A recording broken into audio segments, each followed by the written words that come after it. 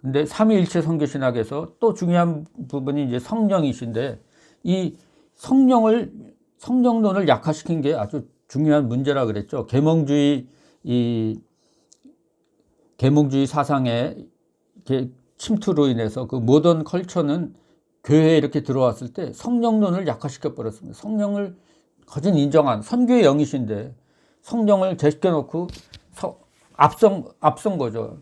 그 파워보트 모델로 이렇게 제가 얘기했지만, 우리가 다 할 수 있습니다. 성령님 도움 필요 없습니다. 그게 아니죠. 성령께서 도와주시지 않으면 할 수 없어요. 아무것도 못합니다. 정말 우리 성령께서 바람을 불어주시고 성령께서 능력을 주시고 은사를 주실 때 우리가 그러한 성령 충만, 성령의 인도하심, 성령의 은사 주심, 이런 것들을 가지고 이 깨지기 쉬운 연약한 질그릇이지만 그런 성령의 채워주심을 또 힘입어서 또 이런 하나님의 선교에 동참하고 참여할 수 있다고 하는 것입니다. 기독교 선교와 삼위일체 하나님, 기독교 선교에서 성령께서는 우리가 행하거나 계획하거나 심지어 상상할 수 있는 어떤 것보다도 더 많은 일을 하고 계십니다. 선교는 살아계신 하나님의 영이신 성령께서 하는 일입니다. 우리는 이 우주적인 사역에 동참하라고 선택되어 초청을 받고 있습니다. 선교란 성자 하나님의 사역을 통해서 성령 하나님의 능력 안에서 이루시는 성부 하나님의 사역으로 이해되어야만 한다는 삼위일체 선교신학이죠. 성령과 교회, 선교적인 삶에 비추어 교회를 이해할 때 성령을 강조하는 것은 필수적인 요소이다. 성령은 교회의 선교에서 교회를 위하여 주신 선물입니다. 은사라고 하는 것이죠. 성령은 예수 그리스도의 영입니다. 그러므로 그분은 지혜와 진리와 능력을 가져다 준다. 성령은 예수 그리스도를 가리키고 있다. 그래서 성령에 관해서 알 수 있는 것이 몇 가지 있기 때문에 우리는 예수 그리스도의 인격과 일관성을 갖지 않는 선교는 어떤 형태의 선교라도 배제해야 한다는 확신을 가지고 있다. 사도행전과 고대 교회에서의 성령, 사도행전은 성령이 선교를 지휘하는 것으로 묘사하고 있고 선교를 위하여 능력 주심을 이야기하고 있습니다. 성령은 담대한 말씀 선포와 예수 그리스도에 관한 명확한 가르침에 힘을 실어주십니다.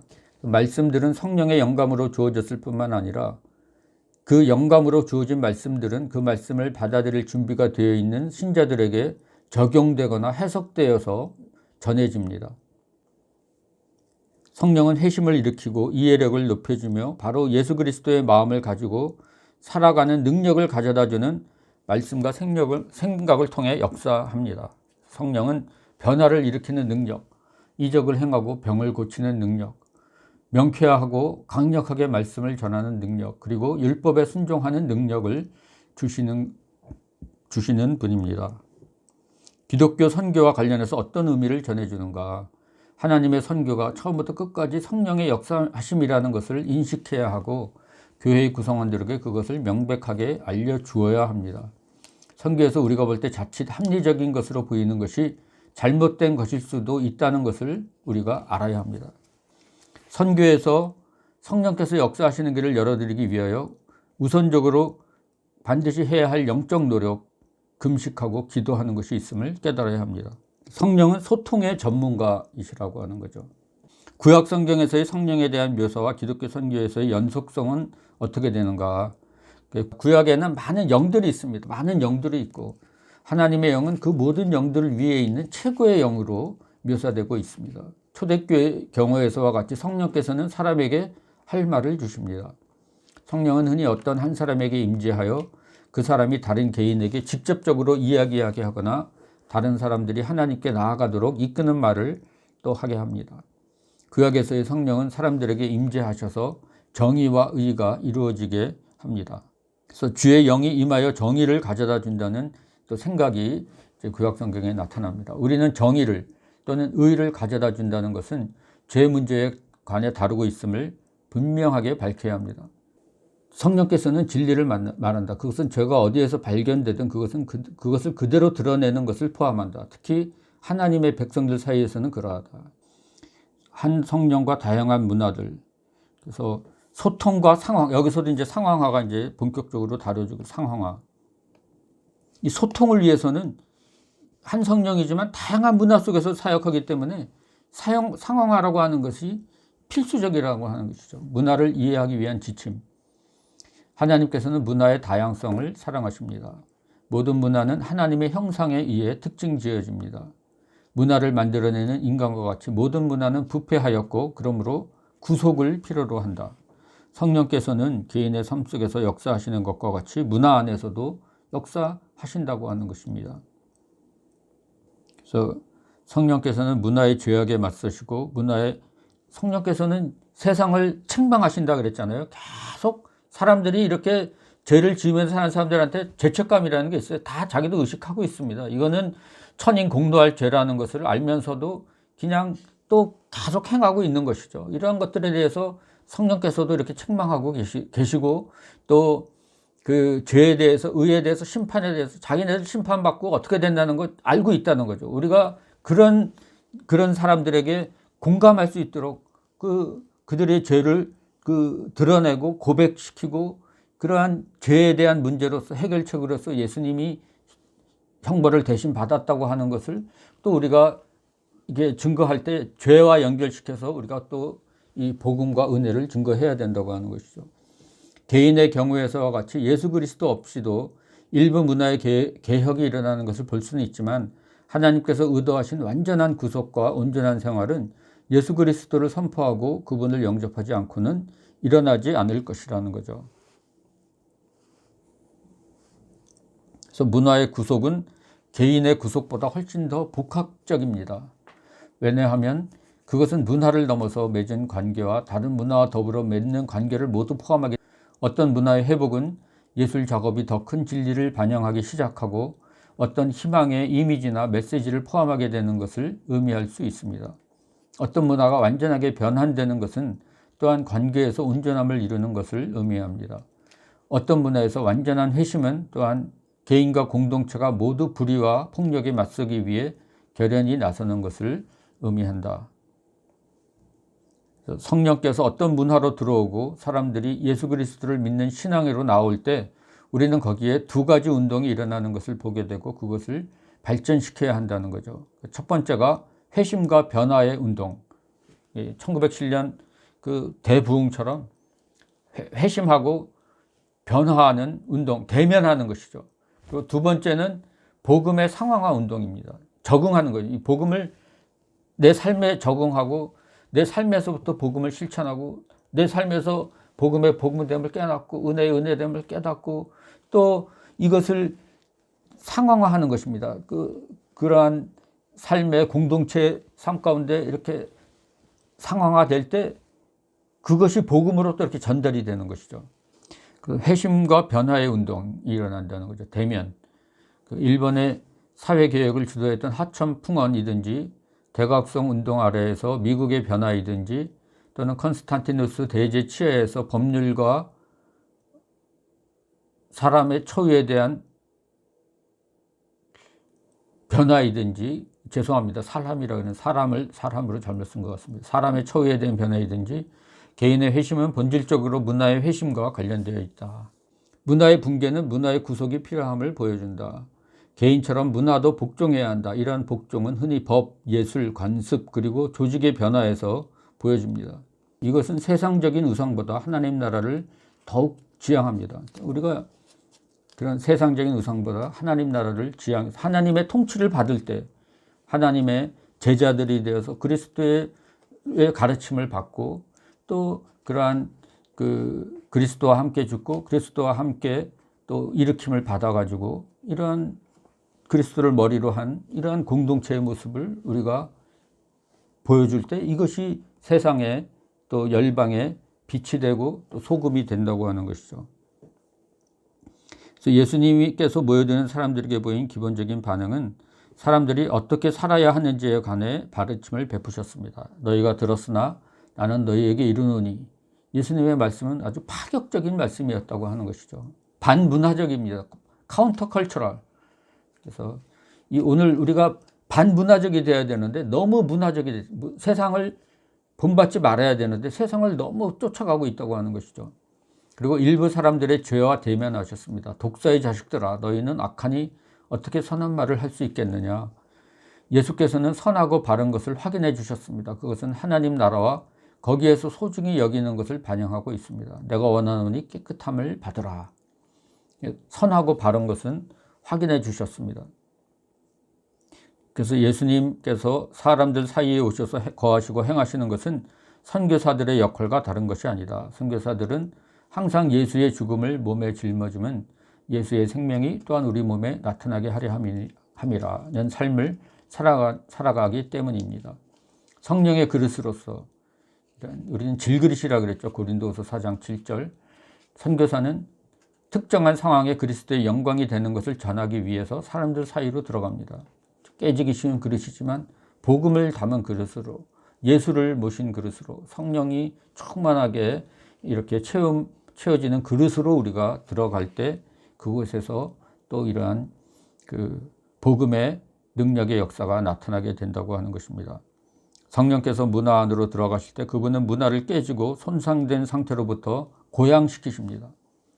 어떤 문화가 고양되면 그것은 정결하게 되고 더욱 고상한 상태로 만들어집니다. 이게 바로 컬처 메이킹이라고 하는 것이죠. 우리가 공동체 문화를 만들어야 되는 사람들인데 세상보다도 못한 공동체 문화가 지금 교회 안에 만들어지고 있다는 거죠.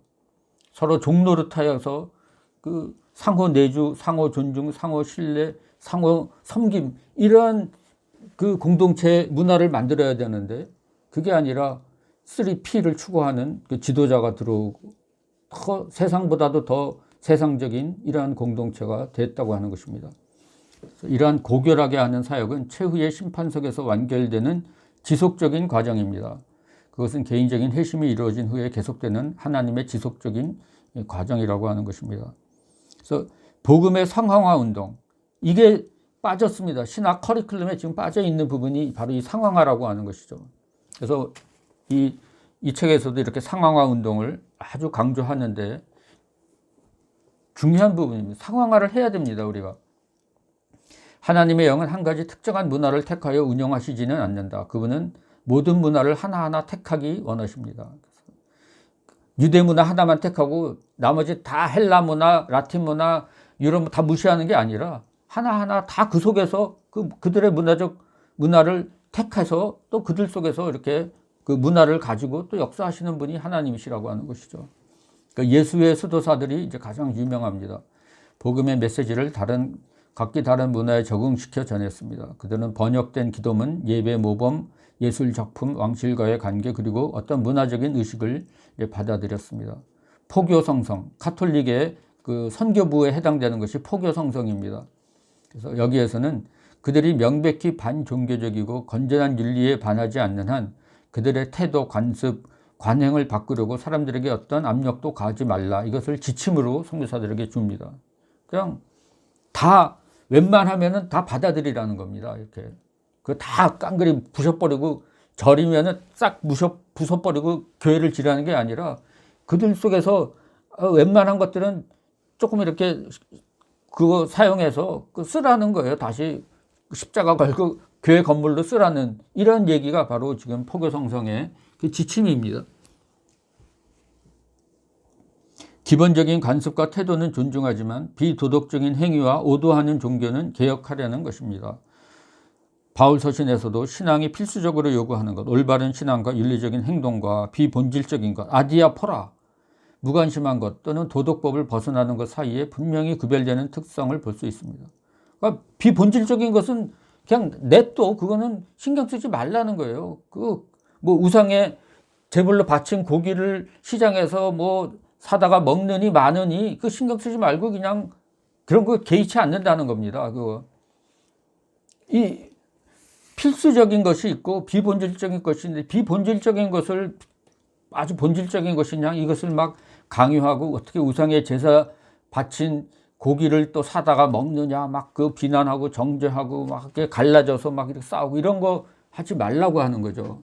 그래서 바울은 사람들을 얻기 위해서 모든 사람에게 모든 것이 되었습니다.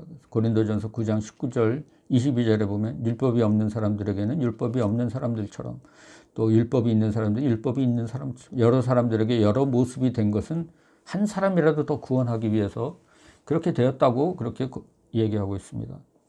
어느 영국 출신의 선교사는 소고기 스테이크와 생선 요리와 감자칩을 아주 좋아했고 인도에서 힌두교도 사이에서 사역하고 있었는데 고기를 먹어도 된다는 그의 자유는 그가 복음을 전하는데 걸림돌이 되어서 힌두교들 사이에서는 그렇게 야채만 먹으면서 또 사역을 자기가 스스로 결단해서 이렇게 사역을 했다고 하는 것입니다. 그래서 상황화에는 이제 5가지 모델이 있는데 한 가지가 아니에요. 다양하게 있다 그랬잖아요. 상황화도. 그래서 번역 모델, 예수의 수도사들이 이용했던, 제가 얘기하는 게 번역 모델입니다. 번역 가능성, 트랜슬레이터빌리티. 복음이란 다른 언어로 번역될 수 있는 특별하면서 불변하는 메시지라는 것을 전제로 삼습니다. 단어 하나하나를 그대로 번역하여 옮기는 것이 아니라 메시지 의미와 영향력이 원래 문화에 받아들이는 문화 사이에 동일한 역동적 등가에 근접하는 것을 전제로 삼습니다. 역동적 등가라는 거죠. 그래서 세상죄를 지고 가는 하나님의 어린 양을 보라 그랬는데 그 족속에 들어가니까 어린 양이 없어요. 그러니까 그 선교사님이 세상죄를 지고 가는 하나님의 돼지 새끼를 보라 이렇게 번역을 했다는 겁니다. 그래야지 이 사람들이 그거를 알아듣게 된다는 거죠. 뭐 우리 죄를 흰 것 같이 희게 하여 주시옵소서 이렇게 얘기하는데 흰 눈이 없어요. 흰 눈을 본 적이 없는 민족이에요. 그거는 우리 죄를 순무와 같이 희게 하여 순무를 이렇게 대신해서 이렇게 번역, 이 역동적 등가 번역하는 거죠. 이렇게 번역하는 것이 이제 번역 모델입니다. 인류학적 모델은 한 가지 문화가 어떻게 계속 유지될 수 있는가 또는 보존될 수 있는가, 여기에 관심사는 문화의 지속성을 지켜주는 것입니다. 예수 믿으려면은 한국 문화 다 포기하고 서양 문화 받아들여야 되는 게 아니라는 거죠. 한국인으로서의 정체성 이거 다 가지고도 얼마든지 예수 믿을 수 있다고 하는 것이죠. 하나님의 계시가 전해지는 자리로서, 그리고 성경 말씀과 전통의 버금가는 신학의 자료로서 인간의 정당성을 가지는 것을 의미한다. 그래서 이러한 인류학적 모델도 아주 중요합니다. 계시는 성육되지 않으면, 인간적인 형식으로 표현되지 않으면 무의미하다는 거죠. 아까도 얘기했지만은 그 화해의 아이와 같이 그들의 구속적 유비가 다 있습니다. 이런 것들을 찾아서 우리가 복음을 설명하는데 사용할 수 있다고 하는 것이죠. 실천 모델. 이건 주로 이제 그 에큐메니컬 선교신학에서 많이 사용하는 모델이 실천 모델입니다. 주된 관심은 사회적 변화가 적절하게 이루어진 것에서 복음이 남기는 외적 결과를 보려는 것이다. 1960년대와 70년대 해방신학으로부터 나온 것입니다. 그때 대부분의 신학은 오직 말로만 행해주고 있었는데 거기에서는 복음의 변화를 일으키는 능력은 거의 볼 수 없었다. 결과적으로 빈민과 주변인에 대한 관심은 복음의 기본적인 관심사들 가운데 일부를 실제로 회복하는 것이었다. 복음은 실천적으로 그 지역민을 위한 하나님 나라의 활동을 통해 스스로를 표현할 것이다. 그래서 이제 실천을 강조하는 거죠. 말로만 하지 말고 지금 가난한 사람들을 위해서 그들을 위해서 행동해야 된다고 하는 것이 실천 모델입니다. 종합 모델. 이걸 종합한 거죠. 카톨릭에서 주로 많이 쓰는 모델입니다. 3가지 의미에서 종합적이다. 위에서 언급한 3가지 형태를 종합한다는 거죠. 번역의 가치를 견지하면서 전통을 보존하고 문화적 표현들을 보존하는 데 관심을 가지는 것, 그리고 다른 한편으로는 적절한 활동으로 움직여가는 것. 이 3가지 실천도 하고 또 그 말씀을 번역도 하고 또 이러한 딴 지역에서 일어난 신학, 뭐 칼바르트 신학, 무슨 뭐 몰트만 신학 이런 것들도 다 갖다가 이렇게 섞어가지고 하는 게 이 종합 모델이라고 하는 것이죠. 신앙이 문화 속에서 분명하게 표현되도록 도움을 주면서 중심을 이루는 문화만이 아니라 더 많은 문화로부터 문화의 요소들을 받아들인다는 점에서 우리나라 문화만이 아니라 다른 문화에서 일어난 일, 라틴권에서 일어난 그러한 운동이나 어디 딴 지역에서 신학한 것 이런 것들도 다 이렇게 종합해서 이렇게 굉장히 좀 복합적이겠죠. 이런 식으로 신학하려면은. 그래서 신앙과 문화 또는 문화들 사이에서 계속되는 대화로서 변증적인 태도를 취한다는 의미에서 종합적이다. 4번째가 초월 모델이죠. 이거는 다른 이론들보다 더 이론적이고 개인적 체험. 상황에서 초월의 체험을 중심으로 이것들을 또 이야기 형태로 이제 드러내는 것이 초월 모델이라는 거죠. 밖에 드러난 객관적인 세계보다는 회심자 개인의 주관적인 세계로부터 시작된다. 내가 설명하라고 하는 신앙적인 체험은 얼마나 참된가? 내가 사용하는 언어는 이러한 체험을 얼마나 잘 표현할 수 있는가? 나는 편견에서 얼마나 자유로운가? 나는 나의 신앙적 체험을 어느 특별한 자리에서 표현할 때 편안하게 느끼고 있는가? 나는 내가 명확하게 표현하고자 하는 것을 정말 바로 이해하고 있는가? 이러한 것들이 이제 초월 모델들에 의해서 상황화하는 그러한 상황화하는 그러한 그 신학 입장이라고 하는 것입니다. 스티븐 베반스가 쓴 이 상황화 신학이라는 책인데 이게 아주 그 상황화 그 신학에 있어서는 교과서입니다. 그런데 그 1판이 있고 2판이 있는데 1판에서는 요 5가지만 얘기했는데 2판에서는 반문화 모델을 또 집어넣습니다. 6번째 모델에서 오늘날 더 중요시한 게 반문화 모델이다. 그래서 이 반문화 모델은 교회 공동체는 이거는 세상에 있는 어떠한 그 문화적인 조직이나 이런 것과는 구별되는 그러한 그러한 공동체라고 하는 것이죠. 그 복음에 의해서 만들어진 그러한 공동체, 이것이 이제 교회라고 하는 것이죠. 그래서 이런 제자도를 강조하고 모든 사람이 제자의 그 삶을 실천하는 그런 제자의 공동체, 또 그러한 이 문화와는 전혀 이렇게 구분되는 그러한 그 초대교회에 함께 같이 넉넉한 사람들은 재산을 내놓고 가난한 사람들을 나눠주고 하는 이러한 공동체가 이제 교회 공동체라고 하는 것이죠. 반문화 모델도 그러한 상황화 신학의 모델로 6번째 모델로서 이렇게 강조되고 있습니다. 그래서 상황화는 그렇지만 상황화에게는 이러한 전문 신학자도 같이 하지만 평신도들도 같이 하는 게 상황화 신학이라는 것입니다. 전문 신학자들이 내가 다 아니까 내가 다 하겠다 그러면 안 됩니다. 같이 하나님의 음성을 같이 듣는 게 하나님의 말씀을 같이 해석해 나가는 게 전문가의 역할도 있고 또 일반 신도들 한 분 한 분의 역할들이 있고 이 같이 하는 것이 이 상황화 신학이라고 하는 것이죠. 그래서 상황화는 반드시 현지인 신앙 공동체의 생활과 경험으로부터 이루어져야 한다는 것입니다. 외부인이라는 건 여기서는 이제 선교사님을 말하는 거죠. 선교사. 외부인은 무엇이 적절한지를 두고 대화를 할 수 있고 또 해야만 한다. 하나님의 영은 외부에서 온 사람들의 도움 없이도 현지인 기독교 공동체를 충분히 인도할 수 있다.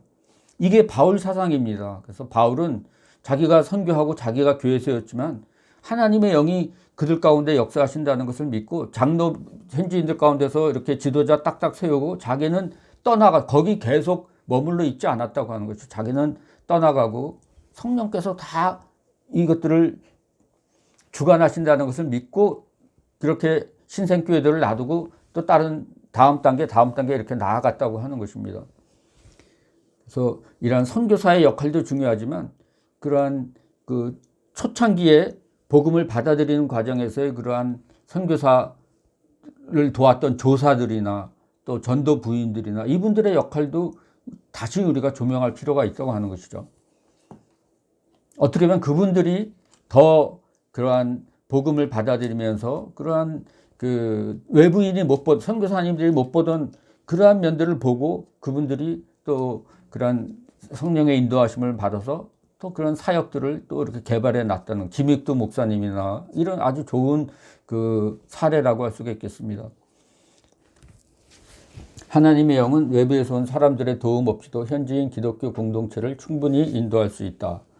외부인들은 현지인들이 발전시키려고 하는 것과는 정반대의 것을 억지로 거기에 심으려고 할 수도 있을 것이다. 적절한 문화의 표현들은 일반적으로 현지의 신자 공동체로부터 나온다는 것입니다.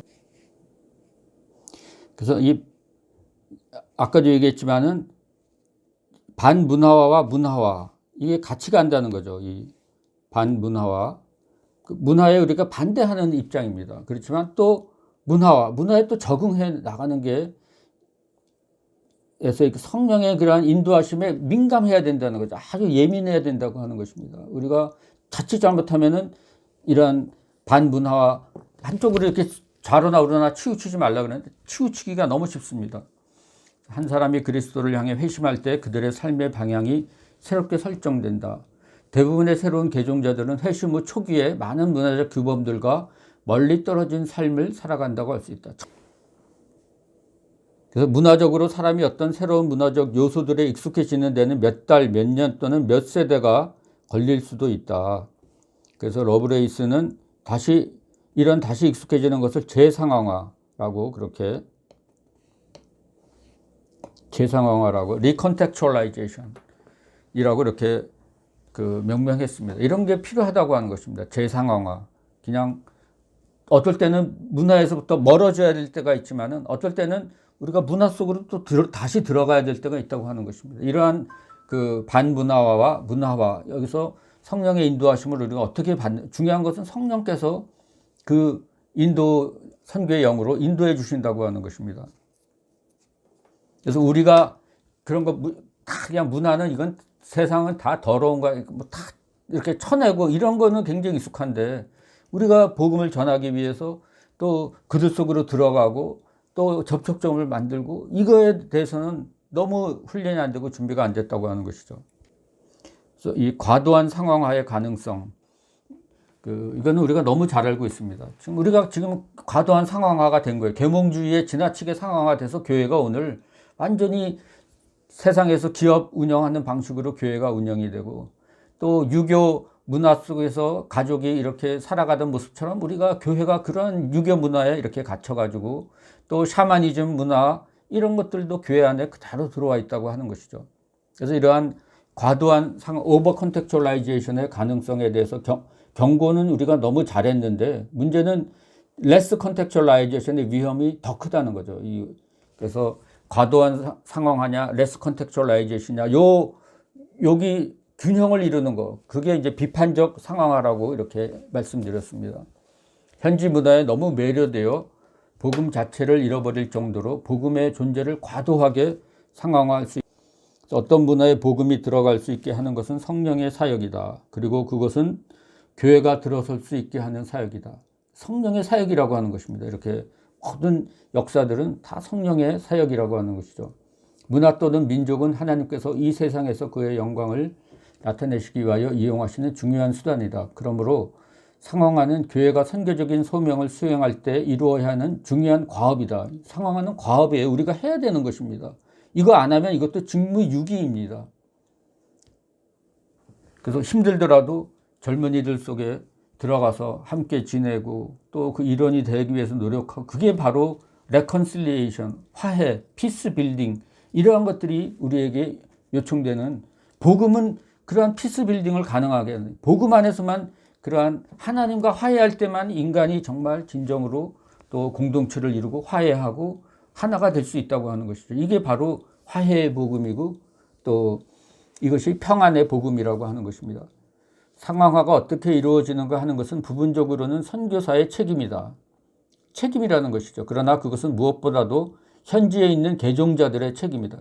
선교사가 혼자 하려고 그러면 안 된다는 거죠. 선교사는 개종자들과 함께 이 상황화를 이렇게 주도해 나가는 것이고 상황화를 위한 이러한 장을 만드는 것이 선교사의 그러한 책임이라는 거죠.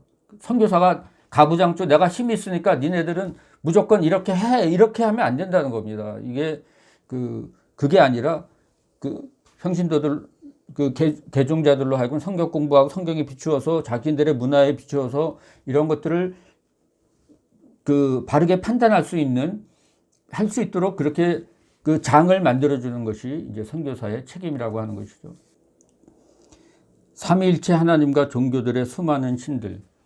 오늘의 선교학 중에 선교학에서 종교의 다중성이 가진 본질과 예수 그리스도 안에 계시된 하나님 한 분 하나님을 믿는 기독교 신앙보다 더 많은 논쟁을 불러오고 동시에 더 중요한 이슈는 없다.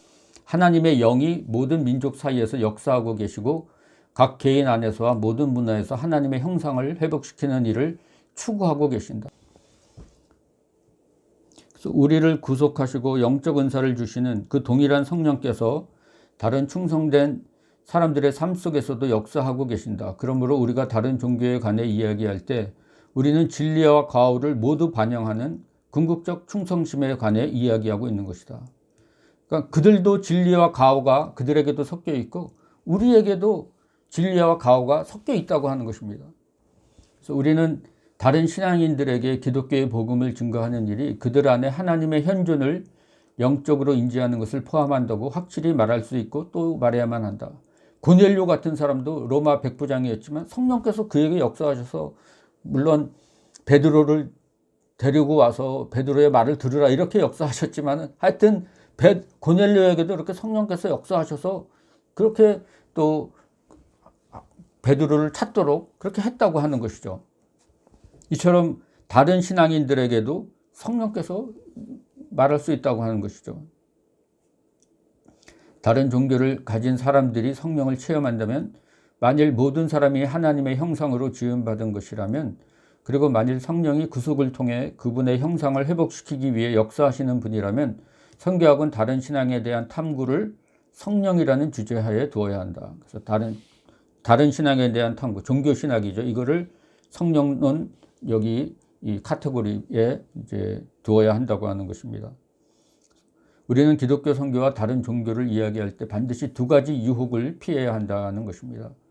첫 번째 유혹이 종교를 세계화된 자유시장의 경제 논리로 선반 위에 진열된 상품의 하나처럼 살 수도 있고 무시해 버릴 수도 있는 것으로 보는 것은 너무나 쉬운 일이다.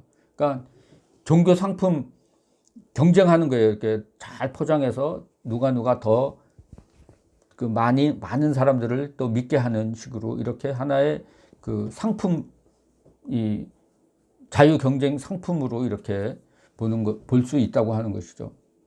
그리고 이제 다른 종교랑 이렇게 경쟁하는 거죠. 교회 성장론에서 이러한 위험이 이제 상당히 컸다고 하는 것이죠. 두 번째는 종교를 모든 것이라 생각하고 복음을 각 종교를 공격할 의무가 있는 것으로 보는 것이다. 종교를 모든 것으로 생각하고 복음은 모든 종교를 다 공격할 의무가 있는 것으로 이렇게 보는 것입니다.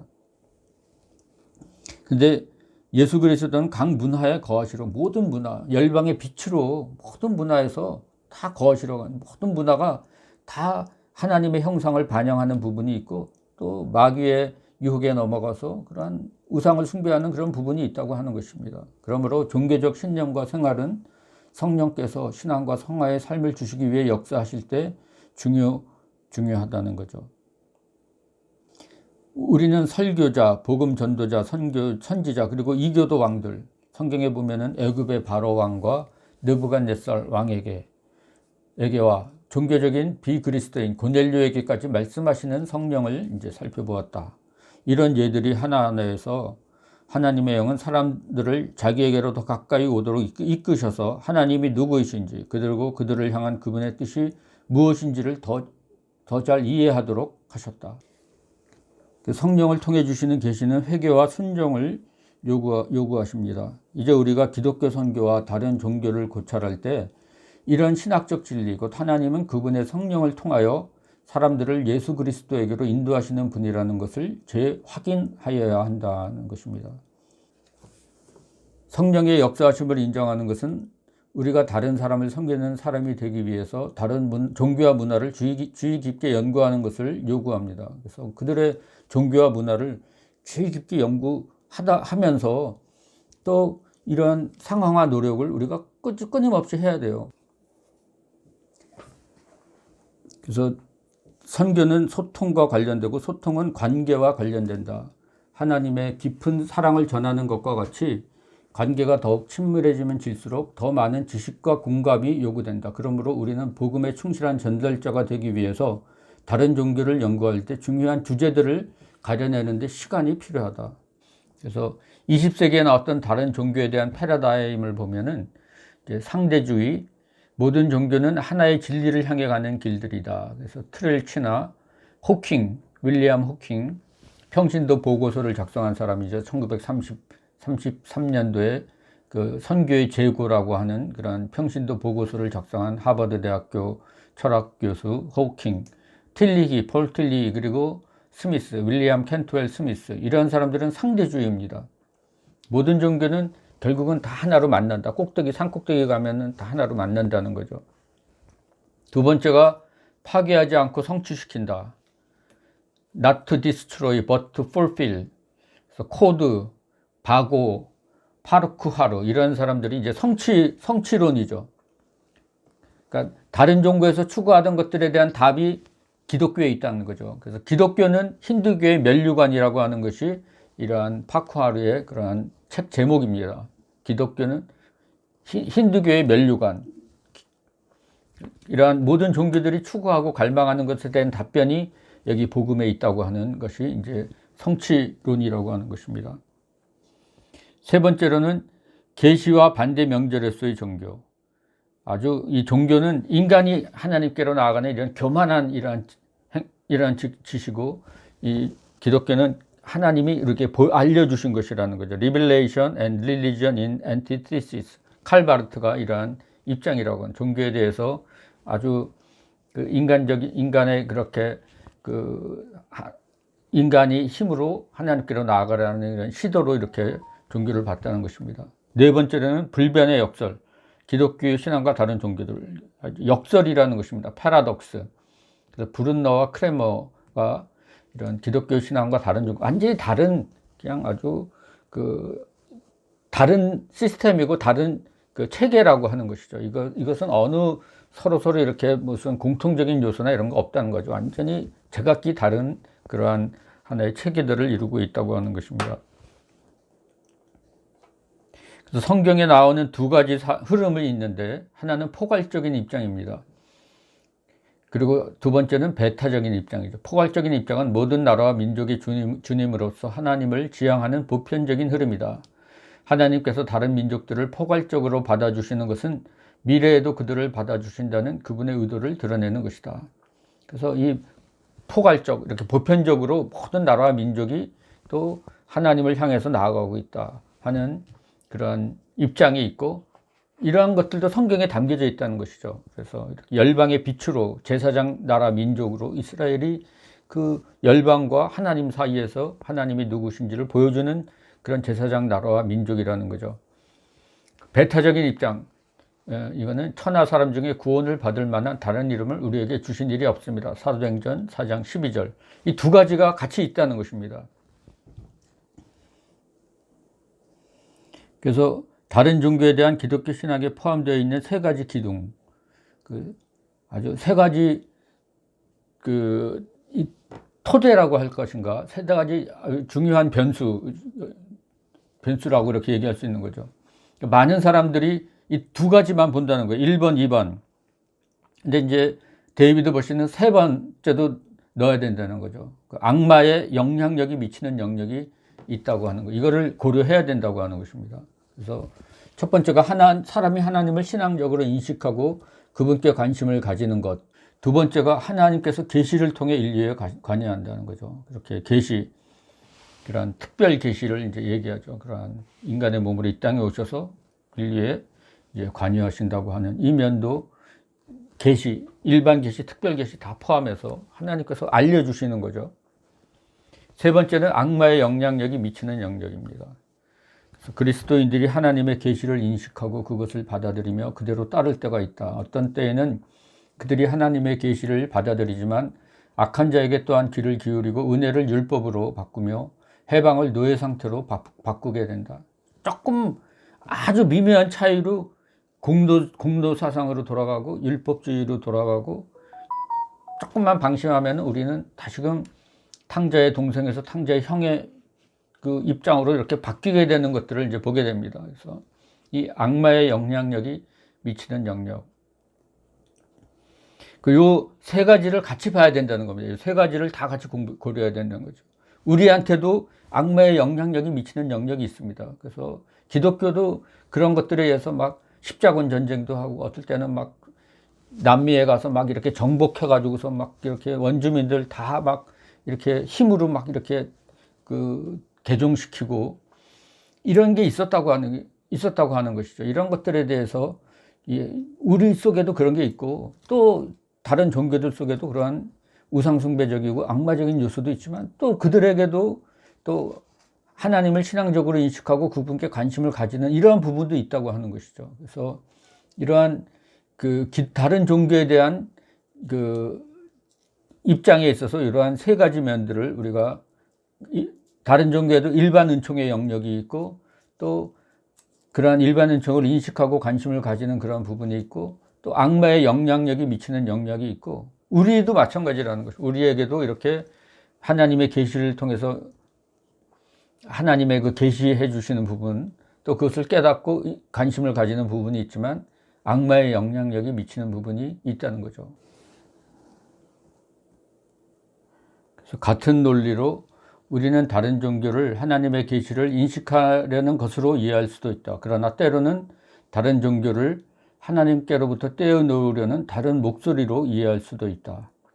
우리는 이 모델을 다른 종교인들에게서 좋은 점들을 파악하고 교회 안에 여전히 퍼져 있는 악을 찾아내는 데 이용해야 한다. 물론 그 역도 성립한다. 그러니까 분별력이 중요하다는 거죠.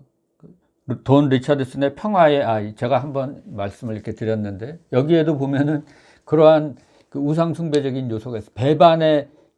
배반을 아주 좋은 것으로 이렇게 숭상하는 그러한 식인 부족이 있다는 거죠. 그러니까 남을 잘 속여서 우정으로 살찌워 가지고 이제 완전히 신뢰하고 다 맡길 때 죽여 가지고 그거를 식인 카니발을 위한 제물로 이렇게 삼는다는 거죠. 그러니까 거기에서는 가론 유다가 영웅입니다. 예수님은 아주 그냥 어리석은 사람이 이렇게 친구한테 속여 가지고서 이렇게 죽임당하고 제물, 그러니까 선교사가 복음 전하기는 끝났다. 이 민족한테 복음 전할 수 없다. 이렇게 생각했는데, 그래서 이제 저는 이제 떠나갑니다. 여기 도저히 저희 때문에 당신들이 막 싸우는 거 볼 수 없어서 떠나갑니다. 그랬더니 그 사람들이 잠깐 기다리라고 그러고서는 화해하는데 이쪽 추장 아이를 저쪽한테 갖다 주고 저쪽 추장 아이를 이쪽에 넘겨주고 그 아이들이 살아있는 동안에는 화해한 거예요. 이 두 부족이. 이거를 보고서 이렇게 한 아이를 우리에게 주셨고 그 말씀을 생각나서 그거를 이제 전했을 때 추장이 눈물을 쭉 흘리면서 그 복음을 이제 받아들이고 복음 전도자가 되어서 그 부족이 이렇게 변화된 책으로도 나오고 이제 동영상으로도 나오고 이렇게 진짜 있었던 일입니다, 이게.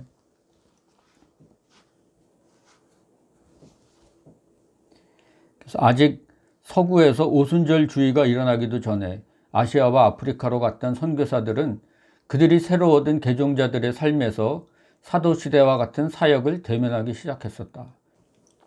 젊은 한국의 개종자들은 은사중단주의의 칼뱅 신학을 갖고 있지 않았다. 그래서 그들의 사역은 성경적이고 문화적인 기대를 가지고 행해졌다.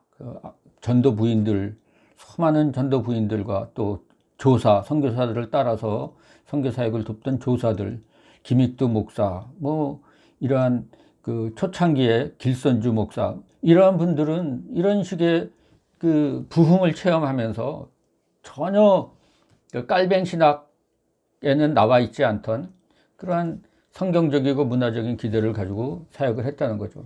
한국의 복음 전도자들이 기도와 축기 활동을 통해 병든 사람들을 고치기 시작하였을 때 서구 선교사의 반응은 혼합되어 있었고 혼란스러웠다.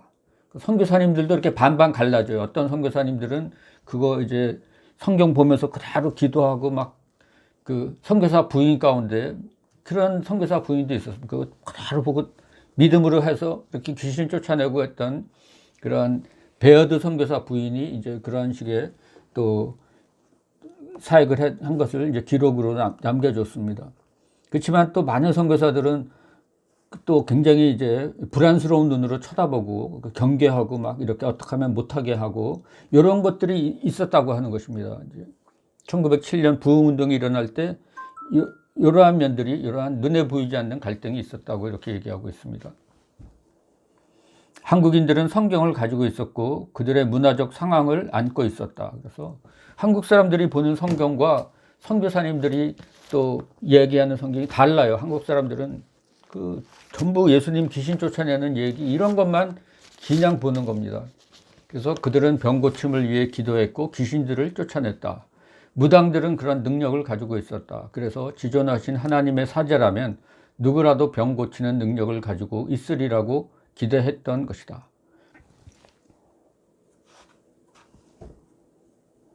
그래서 성령운동 교회들은 특별히 성령을 회심과 성화해서 하나님의 역사하심을 이루시는 분으로, 그리고 선교의 능력을 덧입혀 주시기 위해서 은사를 주시는 분으로 이야기합니다. 성령운동 교회들은 사도행전에 기록되어 있는 선교 역사가 계속될 수 있다고 기대한다. 중요한 돌파구가 꿈, 치유, 환상 또는 축기, 능력 대결을 통해서 생기기를 기대한다. 이렇게 선교에서 성령의 입지를 넓게 회복시켜 준 것은 세계적인 오순절 운동으로부터 나온 것만큼이나 비서구 교회에서 기인한 선물이다. 그래서 대부분의 토착 문화들은 영들이 가득하였고 성령께서는 주로서 그 영들 위에 들어오셨습니다. 우리 영의 세계입니다. 다 그 영에 민감한 민족입니다. 그래서 샤머니즘은 아주 이 영들의 역사에 대해서 굉장히 민감합니다. 이렇게 뭐 그냥 쪽집게라는 말이 이렇게 다 그 사람들의 얘기하면은 어떻게 그거 알았지? 막 이럴 정도로 아주 쪽집게처럼 이렇게 사람들의 그러한 내면을 이렇게 들여다볼 정도로 아주 그러한 그 영들의 그러한 세상인데, 성령께서는 주로서 그 영들 위에 이렇게 들어오셔서 성령께서 그 역사하실 때 이러한 그 성령의 역사에 대해서 아주 민감하게 반응했다고 하는 것입니다. 성령께서는 예수 그리스도가 그러했던 것처럼 상처 입은 마음을 싸매어 주시지만 또한 귀신을 쫓아내고 병든 자를 고쳐주시는 바로 선교사이시다. 선교사는 하나님께서 하시는 일을 보고 놀랄 각오가 되어 있어야 한다. 그러나 그는 정신 차리고 있어야 하며 주의를 기울여야 하며 준비해야 한다. 준비는 언어를 포함하여 문화와 종교를 연구하는 것을 포함한다. 선교에서 능력을 받게 되는 것은 다른 어떤 것보다도 겸허한 태도로부터, 참된 비움으로부터, emptiness로부터 기인한다. 옛 신앙의 선배들은 그것을 바르게 이해했다. 겸손이 가장 필요하다는 것을 이야기하는데 많은 시간을 보냈다. 그리고 많은 사람들에게 그것은 최고의 덕이다. 빌립보서 2장처럼 예수 그리스도께서 다 보여주셨습니다. 죽기까지 복종하셨으니 하나님인데 하나님과 동등됨을 취하지 아니하시고 자기를 비워 종의 형체를 가지사 죽기까지 복종하셨는데 너무 비참한 거 아닙니까? 십자가에 달려서 그렇게 그냥 가장 인간이 겪을 수 있는 가장 비참한 모습으로 그렇게 그 십자가 처형을 당했다고 하는 것입니다. 그렇지만 하나님께서 그를 들어 올려서 모든 무릎으로 그 이름 앞에 무릎을 꿇게 하시고 그를 높이셨다고 하는 것이, 이게 바로 고난과 영광의 이 이야기라고 하는 것입니다. 성령께서는 깨끗이 청소된 집에서 환영을 받는다. 그리고 깨끗함은 회개와 죄의 고백을 포함한다. 철저하게 또 1907년도에 부흥운동이 일어났을 때 죄를 그렇게 아주 비참한 그러한, 또 남들이 알면은 도저히 그렇게 그 손가락질 할 수밖에 없는 이러한 죄들을 용감하게 고백하면서 이렇게 하나님께서 또 우리 또 선조들 가운데 역사하셨다고 하는 것입니다. 그래서 그 한국교회가 이렇게 새로워지게 되고, 또 한국교회가 이러한 또 그 새롭게 태어나게 됐는데, 오늘날에도 이러한 또다시 부흥의 역사가 이제 필요한 것 같습니다.